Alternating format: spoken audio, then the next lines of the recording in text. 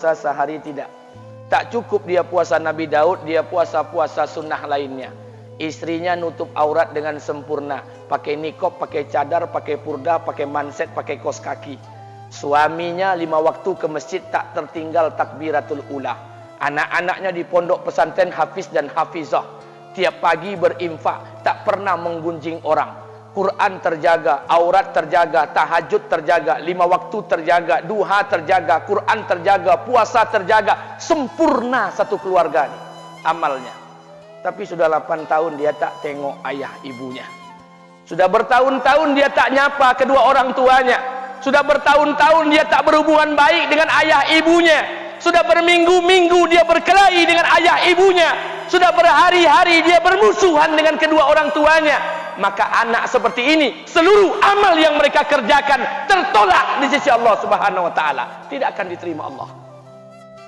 Sebaliknya, kalau ada di antara kita hari ini yang pandai melayani ayah ibunya, tidak ada uang ayah ibu dia kasih uang, tak ada rumah ayah ibu dia buatkan rumah, sakit ayah ibu dia bawa ke rumah sakit, dirawat ayah ibunya dia jaga, kotoran ayah ibunya dia bersihkan pakai tangannya sendiri. Ada di antara kita hari ini yang membersihkan kotoran ayah ibunya lebih dia nikmati daripada makanan yang ia sukai.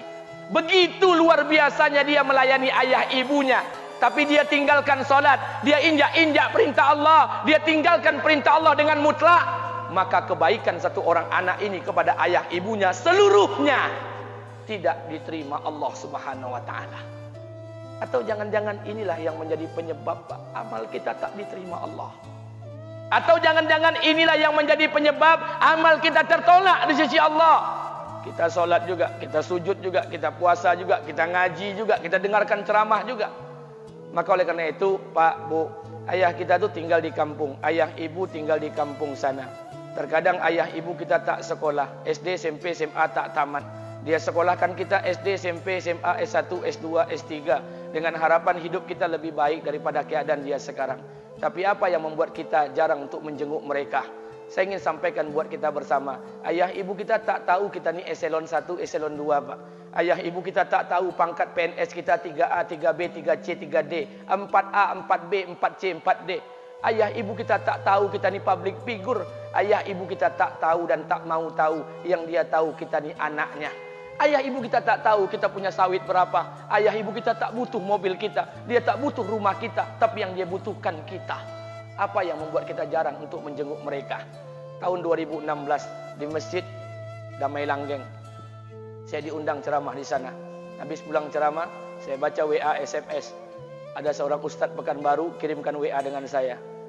Saya baca 2 kali, air mata saya menetes. Kenapa? Karena WA itu berisi cerita satu orang ibu sedang menelpon anaknya. Ibunya nelpon anaknya. Assalamualaikum nak. Waalaikumsalam kata anaknya. Kata ibunya, nak, sudah 1 bulan kau tak tengok ibu. Apa yang membuat engkau berhalangan nak? Apakah kau sibuk dengan pekerjaanmu? Minggu yang kedua ibunya telpon lagi. Assalamualaikum nak. Kata anaknya, waalaikumsalam. Kata ibunya, nak, ibu dapat kabar apa engkau baru beli mobil baru. Apa betul nak? Kata anaknya, betul bu. Kata ibunya, alhamdulillah nak, ibu bangga. Kau pandai menyenangkan hati anak istrimu. Minggu yang ketiga ibunya telpon lagi. Assalamualaikum nak. Kata anaknya, waalaikumsalam. Kata ibunya, nak, ibu dapat kabar bahwa engkau baru beli rumah baru. Apa betul nak? Kata anaknya, betul bu. Kata ibunya, alhamdulillah nak, ibu senang kau bertanggung jawab dengan anak istrimu. Minggu yang keempat ibunya telpon lagi. Assalamualaikum nak. Waalaikumsalam. Kata ibunya, nak, tadi ibu pergi ke pasar, ibu jumpa temanmu di pasar. Kata temanmu di pasar, temanmu banyak bercerita tentang kamu. Kata temanmu tadi, kamu baru beli anak anjing seharga 40 juta dari negeri Belanda. Apa betul nak? Kata anaknya, betul. Kata ibunya, nak, dengarkan pesan ibu untuk terakhir kalinya. Apa pesan ibunya? Wahai anakku, engkau pelihara 1 ekor anjing. Kau siapkan harga anjing 40 juta. Kau siapkan rumah untuk anjingmu depan rumahmu. Kau jaga anjingmu pagi, siang dan sore. Kau mandikan anjingmu pagi, siang dan sore. Kau kasih makan anjingmu pagi, siang dan sore. Demi Allah nak, dengarkan pesan ibu untuk terakhir kalinya. Apa kata ibunya? Demi Allah nak, demi Allah. Kalau seandainya Allah menciptakan ibu Kalau seandainya Allah menciptakan ibu untuk yang kedua kali di muka bumi ini nak, demi Allah, ibu tak ingin terlahir sebagai manusia. Ibu ingin lahir sebagai seekor anjing, biar berada depan rumahmu dan melihat wajahmu setiap hari. Ibu kita tak butuh harta kita, Pak. Dia tak butuh uang kita, dia butuh kita. Apa yang membuat kita jarang untuk menjenguk mereka? Pantas hidup kita tidak berkah. Pantas rumah tangga kita tidak sakinah. Karena hubungan dengan ayah ibu kita rusak selama ini. Masih ada kesempatan, masih. Yang jauh telepon, yang dekat kunjungi mereka. Demi Allah, kita butuh keberkahan doa mereka. Yang sudah meninggal, ziarahi kuburnya dan doakan mereka. Imam As-Syafi'i berkata, apa kata Imam As-Syafi'i? Manusia zalim, manusia bodoh, kalian tak tahu apabila ayah dan ibu kalian mengangkat tangan di malam hari, dia berdoa kepada Allah untuk anaknya. Doanya cuma sekali, malamnya cuma sekali, hanya sekali saja doanya. Apa kata Imam Syafi'i? Sekali doa ayah dan ibu kalian sudah cukup bagi Allah untuk menjadikan kalian anaknya berkah dunia akhirat. Hari ini berapa banyak doa ayah dan ibu kita, tapi tidak ada keberkahan buat anak mereka. Kenapa? Hati mereka tersakiti.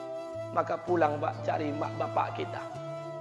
Kita punya rumah hari ini, Bu, kita punya rumah, punya harta, punya uang, punya pekerjaan, punya kekayaan, punya sawit.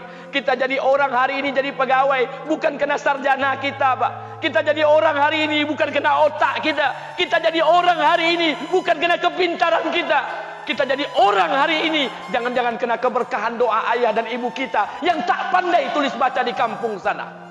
Cari mak bapak kita, Pak. Demi Allah, kita butuh keberkahan doa mereka.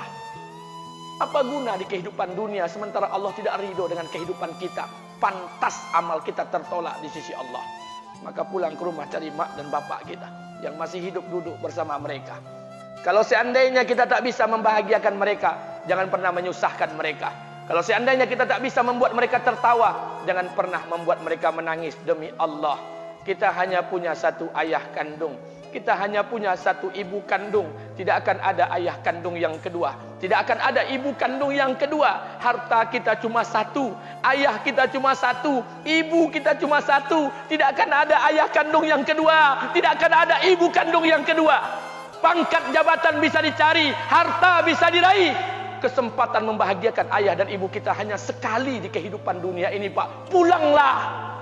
Ketika mereka memanggil, tinggalkan istri, tinggalkan pekerjaan, tinggalkan semua proyek kita. Demi Allah, datangi mereka. Kata Nabi, sesaat kalian duduk bersama ayah dan ibu kalian akan mendatangkan keberkahan. Kenapa kalian tidak duduk bersama mereka? Jangan-jangan inilah yang menjadi penyebab amal-amal kita tertolak di sisi Allah.